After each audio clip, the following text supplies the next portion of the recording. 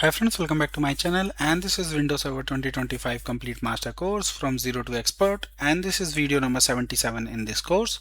So in this video we are going to basically install and configure our WDS server.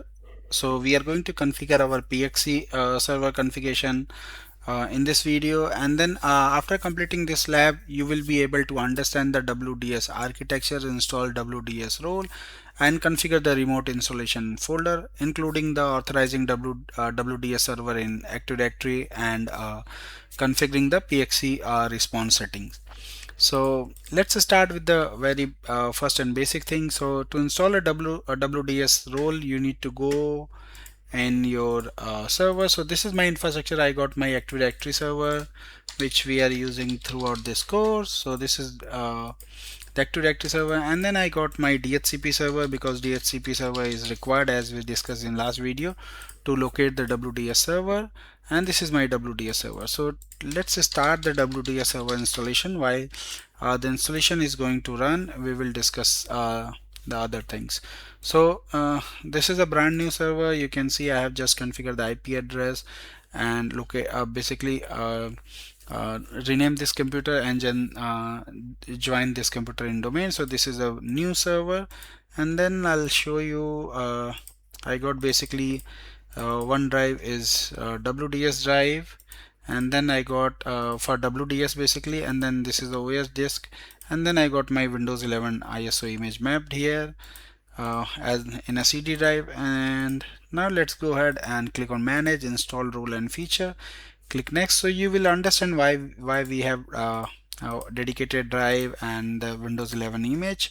So let's go ahead and do the installation first. So this is the role based installation, so click next, select server, click next, and then if you see here at the bottom we have a Windows deployment service. So click and then add feature because it's going to install the WDS tools also. So click next, next, and now select the both type. So basically role which we need, a deployment server and transport server role, both. So we will discuss this also in detail. So click on install. So now while this installation is running, let's go ahead and discuss this. So we have initiated the installation of WDS role, and now these are the WDS requirement and prerequisites to make sure the WDS get deployed successfully. So basically the first thing before you install and configure Windows deployment service, let's understand the key requirement and prerequisites which is here. So first we need the supported operating system such as Windows Server 2025 64-bit, where the WDS role will be installed, and a stable network connection is essential because the deployment happens entirely over the network, so you need a stable network. And then storage also, you require enough storage space to basically store boot image, install image, and driver package. In addition, a properly configured DHCP is required, which basically to provide the IP address to a PXE client during the boot process. And you require a local administrator rights on the WDS server to install the roles. And also you must need a DNS configured correctly so client can locate the and communicate to the WDS server. So these are the some prerequisites. And during the installation we selected both roles, or deployment and transport role. So let's understand this. So basically in Windows deployment service there are two roles, deployment server and transport server. Understanding the difference between them is very important. So basically the deployment server is a primary WDS role. It's store the boot image, install image, and manage client deployment request, and also provide all the functionality required to deploy Windows operating system across the network. And the transport server, on the other hand, does not store any image. Its job to simplify the transport, basically transfer deployment data from deployment server to client machine. So it's commonly used for large deployment to improve the deployment performance and reduce the network load. So in a simple terms, basically think of deployment server as a brain that manages your deployment process, while the transport server act as a delivery mechanism that basically help to distribute the image efficiently. So for most lab and small enterprise, small to medium enterprise, the deployment server is alone is enough. But if you want to have an enterprise deployment with hundreds of thousands of machines, you should have a transport rule also install and configure. So now this is what we discussed, DHCP and DNS requirement for WDS. So DHCP side, client must get the IP from DHCP and option 66 WDS server IP, and option 67 boot file name should be configured, and then DNS required for name resolution, and client should be able to resolve the WDS name. And then this is the initial configuration. So we'll do this once our server is ready. So let's see. Now you can see the installation of WDS role is installed. So I'll go ahead and close this, and now you can see the WDS here, and then go to tools and click on basically on WDS. So we got our Windows deployment services. So this is our server. So you can see here. So basically you need to right click on the server and then do the initial configuration. So right click on the server and configure server and configure this as recommended, and follow the screen. So I'll go ahead and do this same. So Windows deployment service is not configured, so right click, configure, and then before you begin, ensure the following requirements are met. So you should have Active Directory, DHCP, DNS, and NTFS file system partition, which stores the image. So I have everything. So this is my NTFS basically for system file, which is formatted and D drive.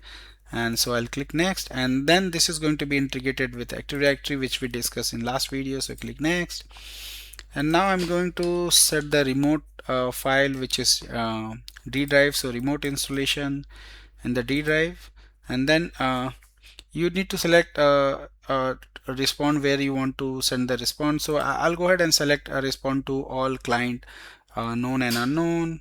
So if you want required to administrator approval, you for unknown client, you can do that. However, for lab I'll go ahead with the default, click next, and now basically this is copying the image and then going to start the deployment service. And now it will ask you to add the image to the server now. So I'll go ahead and add image later on. So let's verify.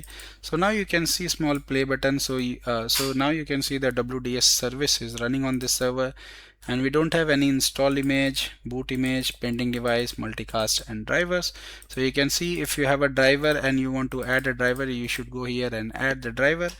And also if you want, you can pre-stage your Active Directory computers also. So now we did the installation, and we configured the remote folder also, and then this is what configure PXE server settings. So this is important basically for any infrastructure. So let me go ahead and so as shown is the diagram, basically PXE enables clients send a network boot request to the WDS server. The WDS server responds to that request and provide the required boot file and operating system image. So this basically allow client computer to start the Windows installation directly over the network. So this is the process basically. So we have a known unknown, respond to client, and these things. So and this is what we have configured. So let me show you. If you want to change this later on, you can go here, go to properties, and you have all the options. So journal, you can see the location, and you can see the WDS server, and server mode is native Windows deployment, and then you have a PXE response. So this is what we have selected. AD, you can see the client naming policy. So you can define the basically computer account location, create a computer account in the following location. So if you have anything, you can go basically browse where you want to create the computer object. So basically account location. So I'll go ahead and use, let's say, LHO or you can go with the default option. So let me go with the default, and boot, you can see what so known client and unknown client, it will respond to both. And we don't have any image as of now. We will configure this image in next video. And then we have a client setting. If you wanted to do the unattended installation, you can do the unattended installation also.